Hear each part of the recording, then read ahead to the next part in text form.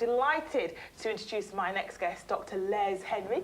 He is huge intellectually, and his empire is growing as we speak. New Beyond. Hello. Greetings. Good afternoon. Oh, I love it. Greetings. How are you? I'm fine, you know. I'm loving the hair, I must say. I've said this before Again, to you. I yeah. just love it because I'm not confident enough to get dreads, so I have twists. Okay. But the dreads are looking good. How long did it take you, by the way, to grow them? Mine, they used to afro out at first, because I used to go swimming a lot. Oh. So it took a little bit of time for them to take, but probably over the last 11 years, I've been growing them. You've been growing them. It looks fantastic. Wow, it looks really, really good. Anyway, things are really sort of expanding and growing for you with New Beyond. Tell us about your company. Right, New Beyond Limited Learning by Choice. It's a company that I run with my wife and my business partner. And what we decided to do a few years ago, in fact, I was actually at Goldsmiths College teaching at the time, but we decided to create a kind of, you know, a company that can look at black concerns, you know, African Caribbean primarily concerns. So we focus on educational intervention, we look at mental health and stuff like that. But because we're independent, you know, we don't really have to rely on anybody to sanction what we do. And New Beyond is about www.nubeyond.com. Yeah. It's a great website. Do try and visit it, www.nubeyond.com, because you sort of, you know, you enrich people and tell them about things that are happening, seminars that are happening. Yeah. Try and get people's opinions. How successful has it been? It has been quite successful because we've, for the last 2 months, we created this thing called Black Friday, which is BLAK Friday. It's called Black Liberation African Knowledge. And what we do is we kind of have like a reasoning, because I know when I was young in the 70s, we used to have people come in, you know, from the community and just reason with us. Yeah. Instead of... That doesn't happen now. We don't talk as a community. We just walk past each other. And perhaps, you know, I'm seeing more and more people at funerals and things. Well, exactly.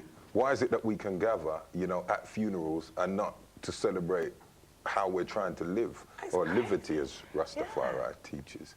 Because one of the things we do on these Black Fridays, we've had 2 very successful ones so far. We had Paula Binner, who is one of the greatest educators I've ever met, comes from Bradford. And we had another brother called Brother Hakeem, who did a film breakdown last Friday. And are you getting a lot of young people coming to these the workshops and seminars? A lot of young, are they interested? Well, we've just kicked off, so it's kind of slowly progressing.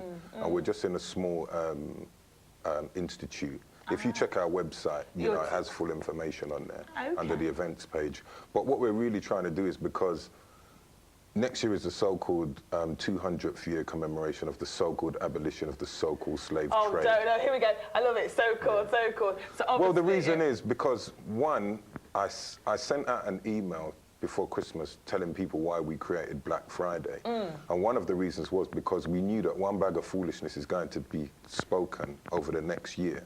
It started the other day with the Church of England with a so-called apology for slavery. But it's an apology with no real recognition. But there was a guy in the Church of England, because I was actually interviewed on Robert Beckford's show.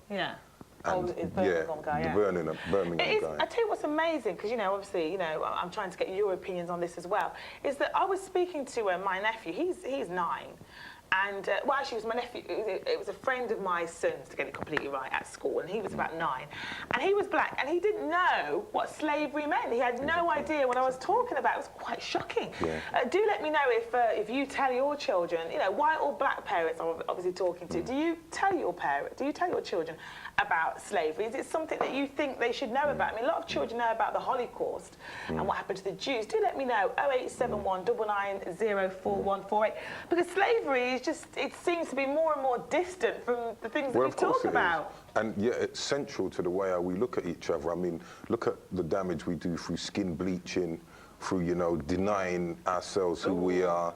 Weave-ons, I've gone through the weave-ons, I've gone through it. Well, we all go through these critical stages because, like what Steve Biko said, you can't really be in an enemy culture and then be taught to hate yourself and then just expect to one day turn around and love yourself. You need something to be put in place.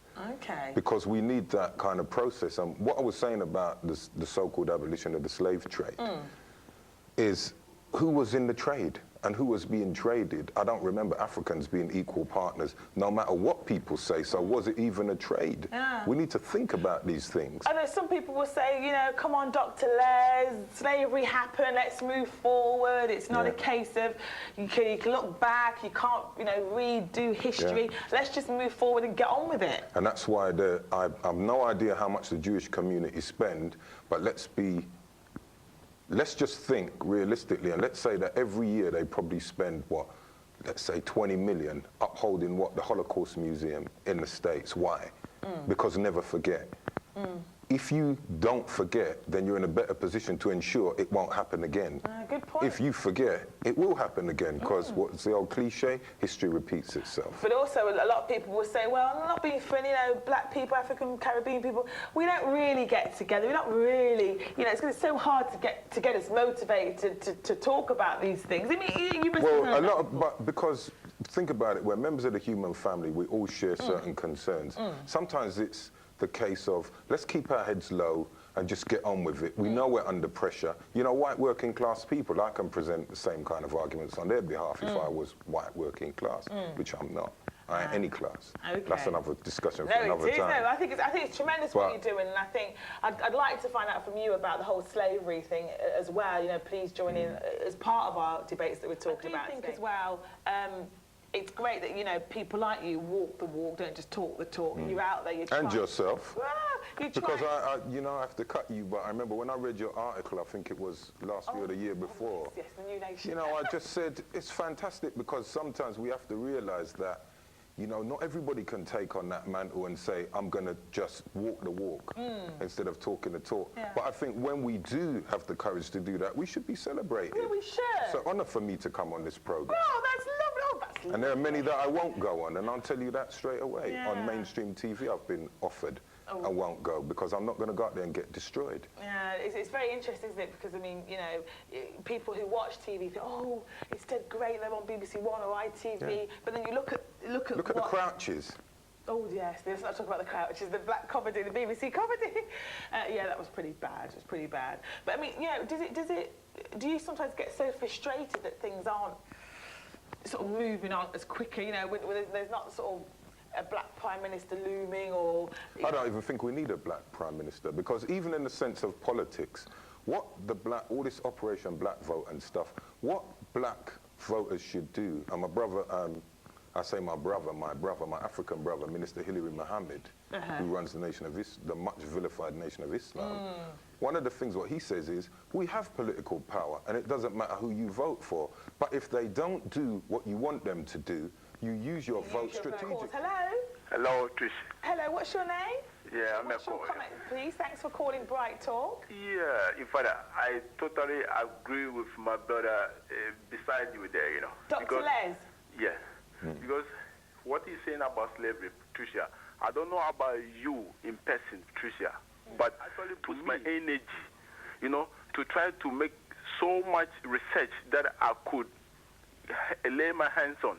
To find out more. I was born in Africa, though. I wasn't born here. I was born in Africa, and I know much.